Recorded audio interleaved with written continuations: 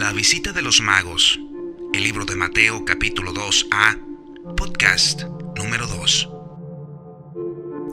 Cuando Jesús nació en Belén de Judea en los días del rey Herodes, vinieron del oriente a Jerusalén unos magos diciendo: ¿Dónde está el rey de los judíos que ha nacido?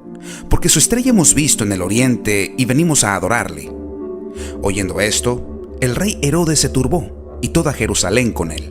Y convocando a todos los principales sacerdotes y los escribas del pueblo, les preguntó dónde había de nacer el Cristo. Ellos le dijeron: en Belén de Judea, porque así está escrito por el profeta: y tú, Belén, de la tierra de Judá, no eres la más pequeña entre todos los príncipes de Judá, porque de ti saldrá un guiador, que apacentará a mi pueblo Israel. Entonces Herodes, llamando en secreto a los magos, indagó de ellos diligentemente el tiempo de la aparición de la estrella, y enviándolos a Belén, dijo: Id allá y averiguar con diligencia acerca del niño, y cuando le halléis, hacédmelo saber, para que yo también vaya y le adore. Ellos, habiendo oído al rey, se fueron, y he aquí la estrella que habían visto en el oriente iba delante de ellos, hasta que llegando, se detuvo sobre donde estaba el niño. Y al ver la estrella, se regocijaron con grande gozo. Y al entrar en la casa, vieron al niño con su madre María, y postrándose, lo adoraron. Y abriendo sus tesoros, le ofrecieron presentes: oro, incienso y mirra. Pero siendo avisados por revelación en sueños que no volviesen a Herodes, regresaron a su tierra por otro camino.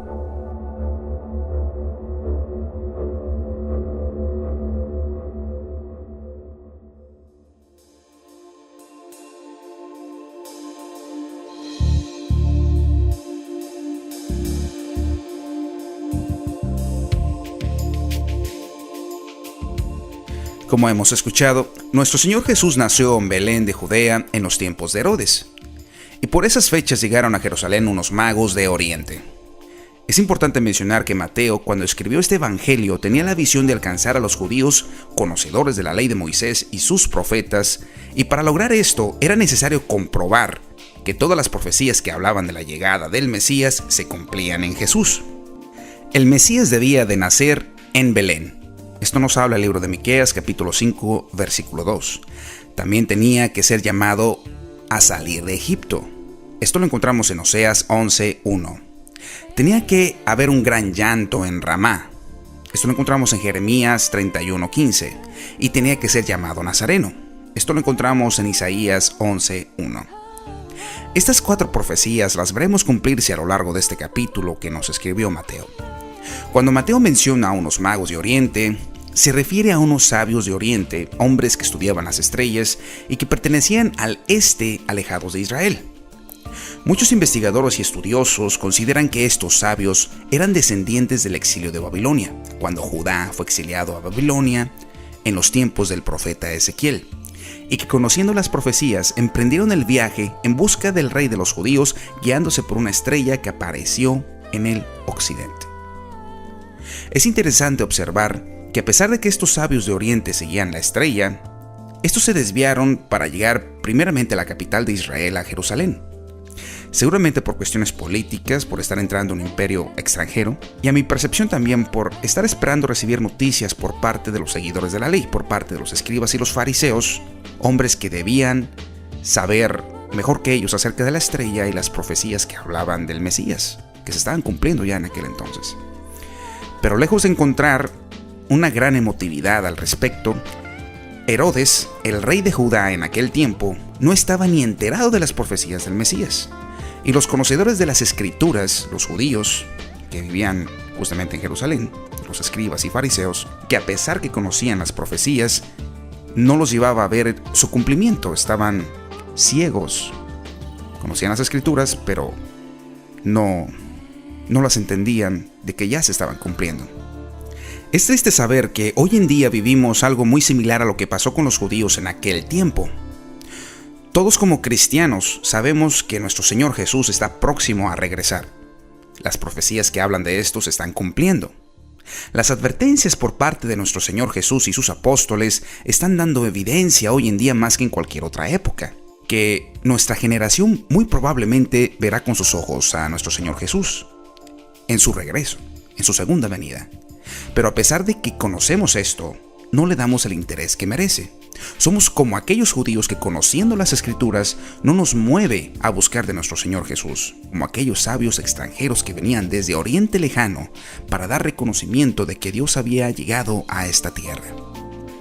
Cuando Herodes consulta a los sacerdotes y escribas respecto a la noticia, este turbado y turbando a toda Jerusalén, quiso tomar ventaja llamando en secreto a los magos y enviándolos a Belén para que le diera noticias del niño y él fuera personalmente a adorarle.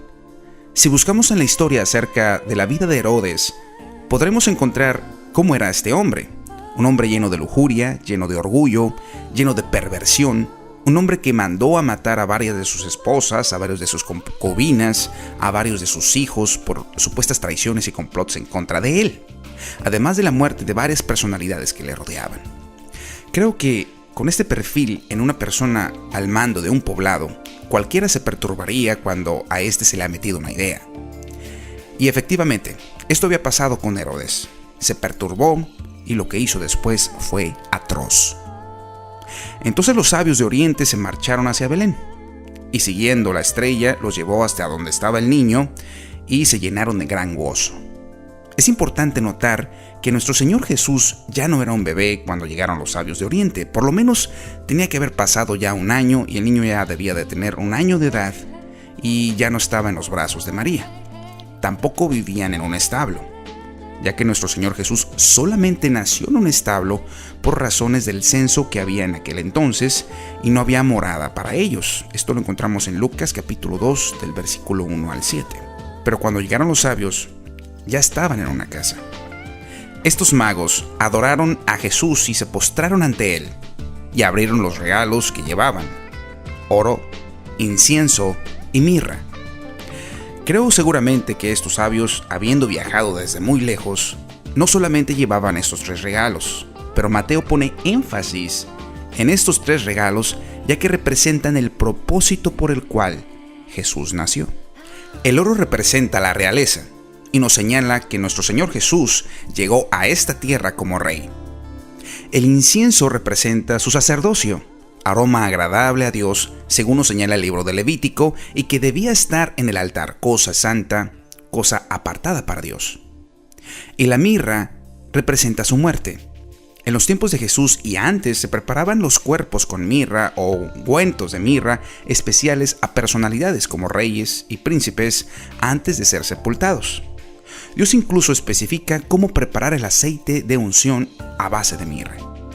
Estos magos, que como debemos entender no eran 3 sino 3 regalos y de seguro toda una comitiva para hacer este gran viaje, fueron avisados en sueños de no regresar a Herodes y abandonaron el lugar usando otro camino. Hermanos, el acontecimiento universal del nacimiento de nuestro Señor Jesús pasó desapercibido por muchos, inclusive, como lo muestran las Escrituras, por principales del sacerdocio judío y demás habitantes de las regiones aledañas a Belén que conocían las profecías, menospreciando de esta manera la veracidad de la palabra de Dios y su instantáneo cumplimiento. Sin embargo, Dios guardó un pequeño remanente que reconoció el nacimiento de nuestro Señor Jesús y se regocijó del cumplimiento de las profecías.